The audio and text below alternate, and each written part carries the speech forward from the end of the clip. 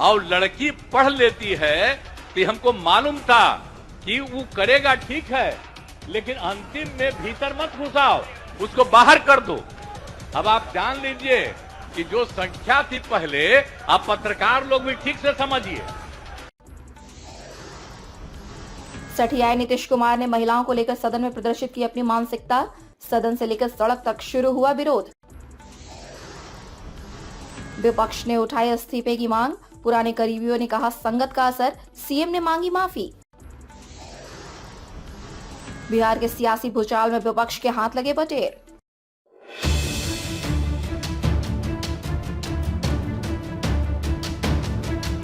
बिहार के शीतकालीन सत्र के दौरान मुख्यमंत्री नीतीश कुमार द्वारा सदन में जनसंख्या नियंत्रण पर दिए गए अश्लील बयान की हर ओर निंदा हो रही है।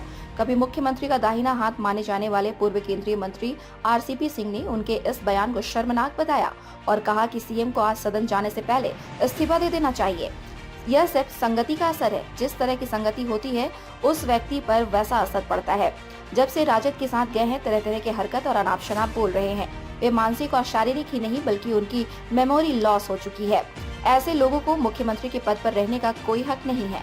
आगे बढ़े इससे पहले आप नीतीश कुमार द्वारा सदन में महिलाओं पर दिया गया वह बयान सुन लीजिए, जिसको लेकर सियासी घमासान मचा हुआ है। और वो जब शादी होगा लड़का लड़की में, तो जो पुरुष है वो तो रोज रात में जो सदिया होता है उसके साथ करता है ना, तो उसी में और पैदा हो जाता है। और लड़की पढ़ लेती है कि हमको मालूम था कि वो करेगा ठीक है, लेकिन अंतिम में भीतर मत घुसाओ, उसको बाहर कर दो। करता तो है, तो उसी में अब समझ लीजिए संख्या घट रही है।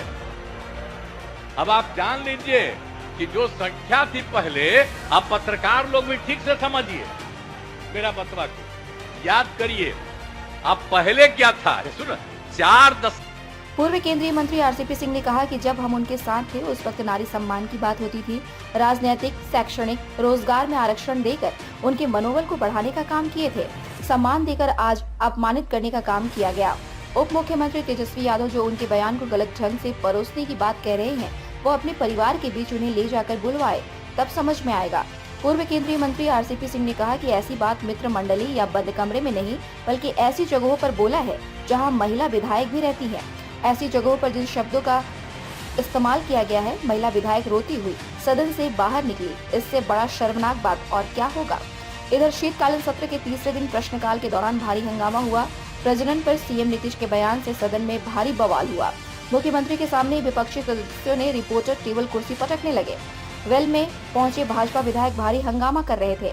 मुख्यमंत्री के सामने ही भाजपा विधायकों ने मुख्यमंत्री शर्म करो की नारेबाजी कर रहे थे। विरोध में हाथ में कुर्सियां भी उछाली। हालांकि महिलाओं को लेकर दिए गए बयान को नीतीश कुमार ने वापस ले लिया और सदन में माफी मांगी। हंगामा कर रहे भाजपा विधायकों को स्पीकर ने चेतावनी भी दी। इसके बाद भी स्थिति कंट्रोल में नहीं आई। इसके बाद सदन की कार्यवाही दोपहर 2 बजे तक स्थगित करनी पड़ी। बुधवार को सत्र की शुरुआत होते ही विपक्ष ने सीएम नीतीश के सदन में महिलाओं पर दिए बयान का मुद्दा उठाया। नेता प्रतिपक्ष विजय सिन्हा ने कहा कि नीतीश कुमार ने महिलाओं के बारे में काफी आपत्तिजनक टिप्पणी की है। यह काफी शर्मनाक है। मुख्यमंत्री इस्तीफा करें। इसके बाद विपक्ष वेल में पहुंचा गया और जमकर हंगामा करने लगा। संसदीय कार्य मंत्री विजय चौधरी ने कहा कि मुख्यमंत्री ने अपने बयान पर माफी मांग ली है। जब उन्होंने खेद व्यक्त कर दिया है तो मामला खत्म हो गया।